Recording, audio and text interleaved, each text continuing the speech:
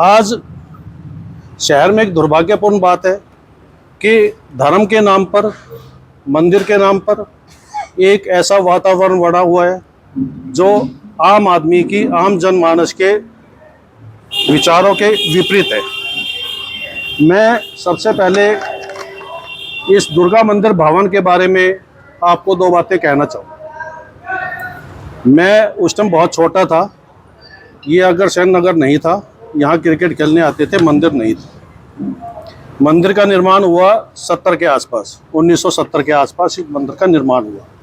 मंदिर का जो निर्माण हुआ वो हमारे नरवाना शहर के धार्मिक प्रवृत्ति के जो लोग थे, उन्होंने उस टाइम सनातन धर्म मंदिर मेन था हमारे पास, बाबा गैबी साहब मंदिर था।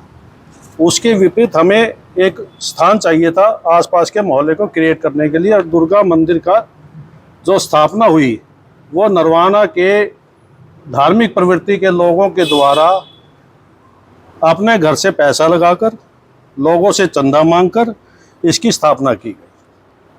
उस समय में जहाँ तक मुझे याद आता है, मैं बहुत छोटा था, ज़्यादा बात नहीं कहूँगा, गीतानंद जी महाराज का आना जाना नरवाना में था, और वो मेरे भाई के गुरु भी थे।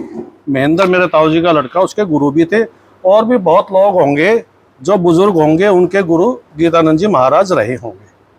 उनके साथ उनकी शिष्या स्वामी गार्गी जी महाराज, जिन्हें हम आज मुक्तानंद जी महाराज के नाम से जानते हैं, जब वो नरवाना में आई उस टाइम गार्गी जी महाराज के नाम से ही उनका परिचय था। बहुत युवा अवस्था में उन्होंने संन्यास लिया। संन्यास लेके हमारे ही शहर के कुछ लोगों ने उनसे प्रार्थना की इस मंदिर का उद्धार करने के लिए। वो यहाँ आए, 1973-74 की बात होगी, क्योंकि मुझे ये पता है कि 1976 का पत्थर लगा हुआ है ऊपर।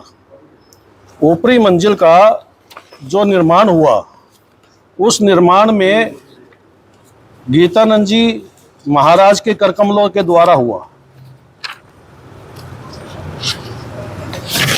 ये 1976 का पत्थर लगा हुआ है ऊपरी मंजिल का, जिसमें लिखा है कि गार्गी जी भिक्षुक की प्रेरणा से गीता कुटी का निर्माण और उनके सदगुरु स्वामी जी गीतानंद जी के कर कमलों द्वारा हुआ।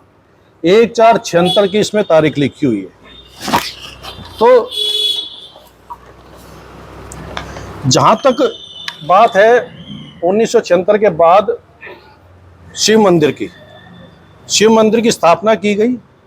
स्वामी जी से प्रार्थना की गई कि जमीन मिल रही है, उन्होंने कहा प्लॉट ले लिया जाए, बनेगा जब बन जाएगा, प्लॉट साथ लगता है, ले लिया जाए। ये प्लॉट लिया गया उन्हीं लोगों के द्वारा। और मुझे याद है कि मुझे बताया गया, याद नहीं, मुझे बताया गया कि सज्जन कुमार धमतान वाले हैं, गणेश क्लॉथ, उन्होंने इनका निर्माण करवाया शिव मंदिर का। उसके बाद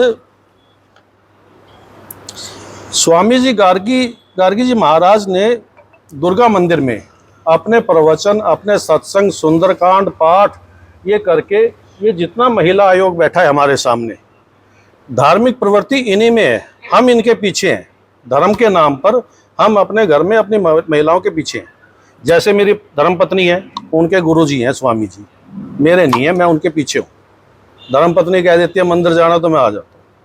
समाज की ये व्यवस्था है, ठीक है ना, मैं मजाक की बात नहीं, व्यवस्था है कि आदमी थोड़ा सा व्यापार में लगा होता है कि औरतें जो हैं वो धर्म प्रवृत्ति से अपने घर की उन्नति का रास्ता देखती हैं। और हमारे समाज की बहुत सी औरतें हैं जिन्होंने गार्गी जी महाराज को अपना गुरु बनाया।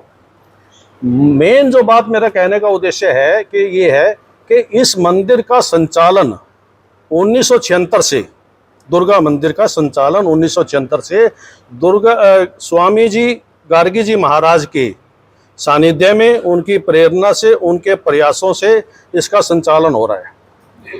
इसके अलावा और कोई ऐसा कमेटी, मैनेजमेंट, कुछ ऐसी जो भी थी, वो उन्हीं के द्वारा बनाई गई थी। और जो महाराज जी ने कह दिया वो सर्वप्रिय है, सर्वसम्मत है।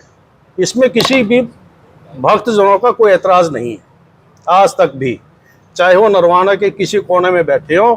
और आप सब भी जितने पत्रकार बंधु यहाँ बैठे हैं, वो सब भी नरवाना के बहुत प्रबुद्ध लोग हैं और वो इसी नरवाना में रहते हैं। उनको स्वयं भी इस बात का ज्ञान होगा कि स्वामी मुक्तानंद जी महाराज का आज नरवाना में 20-30-40 सालों से, तो आप जानते होंगे जितनी आपकी उम्र है उससे 10 साल कम आपका ये भी नॉलेज होगी कि महाराज जी का यहाँ पर बहुत ज़्यादा, गैबी साहब महाराज के बाद, बाबा गैबी साहब महाराज के बाद यदि किसी का यहाँ पर मान्यता है तो मैं ये समझता हूँ, जैसे गीता मंदिर है हमारा पंजाबी बाग, पंजाबी चौक पे, उनका भी और ये भी सारा स्वामी जी मुक्तानंद जी के सानिध्य में फल फूल रहा है। इसके लिए हमारे बहुत पुराने लोग थे, जहाँ तक मुझे याद आता है कि जो अखंड ज्योत है, अखंड ज्योत भी 1997-98 के आसपास अपने दीवान सुभाष चंद्र सिंगला हैं, वो और ज्ञानचंद जी वगैरह और अन्य जो लोग थे, वो सब ज्वाला जी से इस अखंड ज्योत को पैदल लेके आए थे और महाराज जी की प्रेरणा से लेके आए थे जो अखंड ज्योत है। हमें किसी ग्रुप की बात नहीं करनी, कौन क्या कह रहा है, हमें सिर्फ इस मंदिर की स्थापना से, इसके प्रबंधन से, इसके संचालन से, ये किसी की मलकियत नहीं है, ना मेरी है, ना इनकी है, ना आपकी है, ना किसी और की है। ये नरवाना शहर के लोगों की धरोहर है जो उन्होंने अपनी प्रवृत्ति से, अपने पैसे से, अपने लगन से बनाई है। और आज एक बहुत बड़ा यहाँ पे धार्मिक कार्य होते हैं, जैसे ये यज्ञ हुआ, हर साल महाराज जी 5, 7, 10 बार यहाँ आते हैं और यहाँ के बहुत सी औरतों ने और आदमियों ने गुरु बनाया हुआ है, दीक्षा ली हुई है।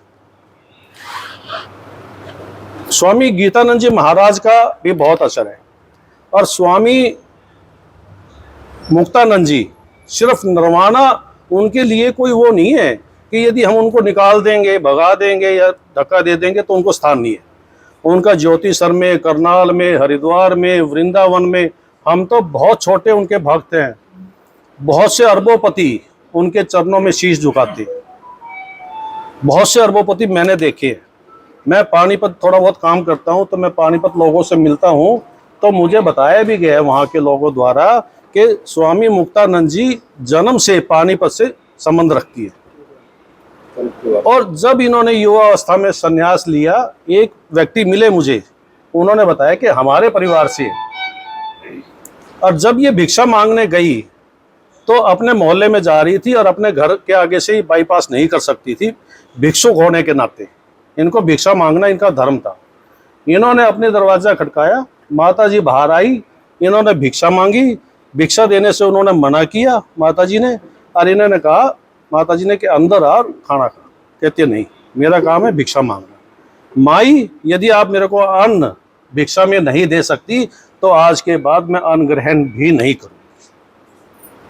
जिस स्वामी ने, जिस सन्यासी ने इतना बड़ा तप किया हो और आज हम उनका नाम भी ना लें, इस मंदिर में यदि कोई भक्त आते हैं, ये सिर्फ स्वामी जी जब आते हैं ना तो इनकी तादाद पूरी होती है।